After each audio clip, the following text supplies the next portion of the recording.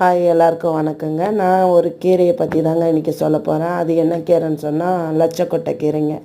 இந்த கீரை இப்போ அதிகமாக வீடுங்களில் அழகு செடியாகவும் வளர்க்க ஆரம்பிச்சிருக்காங்க.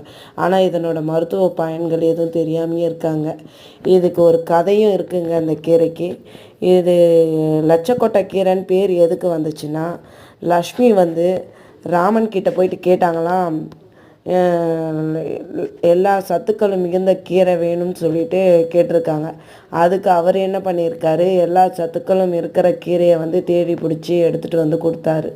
அதனால் இந்த கீரைக்கு லக்ஷ்மி கேட்டதுனால லட்சக்கொட்டை கீரைன்னு சொல்லிட்டு அப்படியே பேர் வந்துருச்சுங்க. இந்த மாதிரி இந்த கீரைக்கு இன்னொரு பேரும் இருக்குங்க, நஞ்சுக்கீரைன்னு சொல்கிறாங்க.